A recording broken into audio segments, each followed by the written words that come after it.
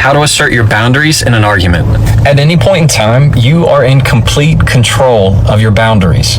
And if you don't protect those boundaries, then you give that other person permission to drag the conversation wherever they want to take it. So assert your boundaries early and often. And this is what I do. Number one, I'll tell them why I'm there.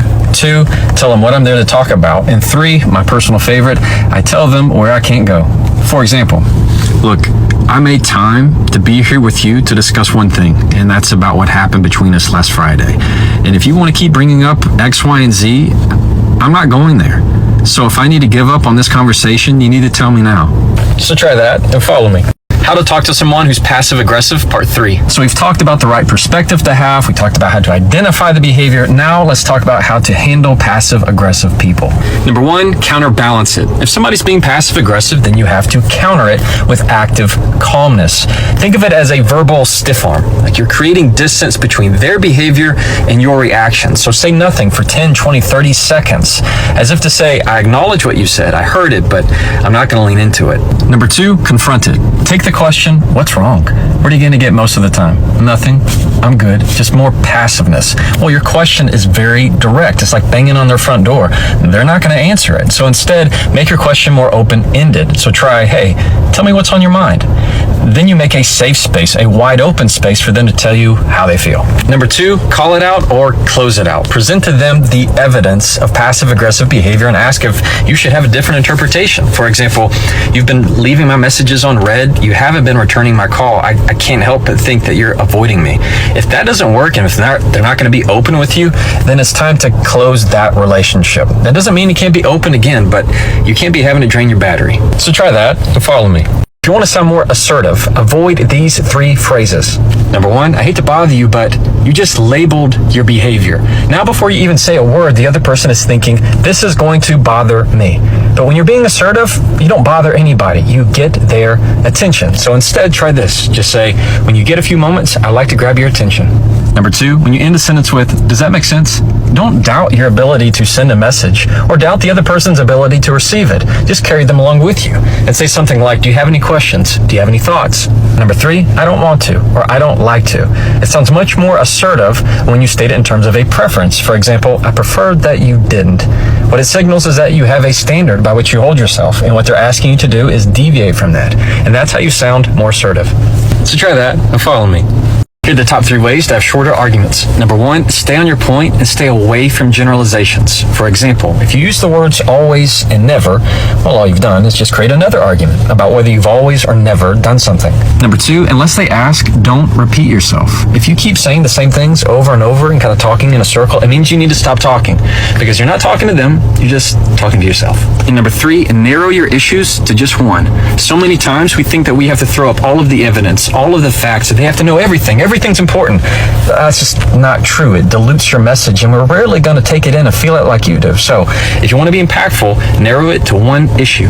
So try that and follow me. I want you to embrace mirroring. I always tell folks who are going from an internship or undergrad or grad to the corporate workforce, look at mirroring. What behaviors are those players reinforcing? What are the things that if you hear in the office or you hear on the Zoom, that they like? So for example, when a couple of companies ago, one of our leaders used to complain openly. It would be kind of like as a joke, but he used to complain openly about how staff would consistently get to work 5 minutes after technically he wanted everyone to be at work, even though there was no requirement. He would prefer folks are there at this time.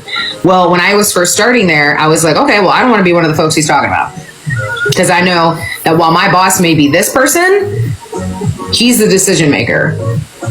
So let me make sure my booty is here 10 minutes before that time, so that I am now seen as somebody who's mirroring the behaviors that they want reinforced. And it worked out well for me. So right when you get there, the way to maximize it is looking where you can plug in to immediately start upskilling, and B, where can you mirror, and what do you keep hearing the real decision makers saying that they want to see and doing that. Do not fall for this manipulation technique. So we're going to take my prior video and then flip the script. If somebody makes an assertion of fact or opinion to you and they try and insert the word right at the end of their sentence and nod their head, that should be a red flag to you that they're trying to sound more believable than they really are. You see this in cross-examination all the time. As an attorney, I could ask a witness and say, well, it's fair to say that safety wasn't a top priority for you that day, right? And it makes it sound like I'm trying to convince them of something. You see this on the news and the media. They might give a statistic and make it odd because odd numbers sound more credible than even numbers and say, well, I mean, we all know that about 83% of teenagers believe that Soulja Boy was a song from the 80s, right? They're trying to make up something that makes them sound more credible because they're saying the word right and nodding their head. So once people start doing that, it should be a clue to you. Now, not everybody does it the wrong way. Sometimes it's just a tick. Sometimes it's just involuntary, but don't fall for it. How to have difficult conversations with family. Number one, get rid of the idea that somebody has to win or lose the argument. That's not a real thing. When it comes to family, there's only relationship. You either want to keep the relationship or leave it. And if you want to keep it, then you got to get used to the idea that being less right does not mean that your opinion is any less worthy. Number two, keep the conversation about simply learning where each other is coming from. And one way to do that is to imagine that you're just a representative on behalf of the state of your mind. And you're not trying to lobby who's right or who's wrong. You're just letting them know where you're coming from. Number three, ask yourself the question, do I want to say this because it's the right thing to say, or does it just feel good? Because that feeling is not going to last. One thing that will always work, any type of response, is I could have handled that differently. It always works because it's always true. So try that and follow me. From an attorney, here's how to cross-examine a narcissist. Number one, call their bluff every time. If you don't, they're going to use that as an anchor point to try and later bluff you again.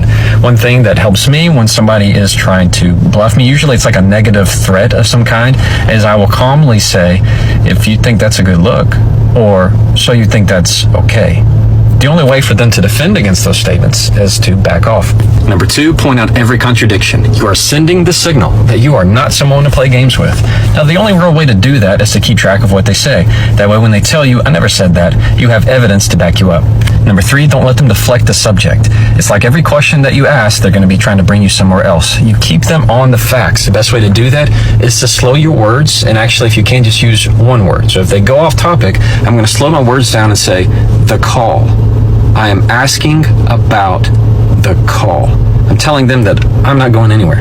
So try that and follow me. What to say when someone is pressuring you. Number one, you're going to use a neutral response. When someone is pressuring their opinion or their belief on you, you're going to say things like, I appreciate that, or that's good to know, or noted. It's kind of like somebody who's following you too close on the highway in their car. You kind of have to move over and just let them pass by. Number two, you can fall back to a statement of preference. This sounds like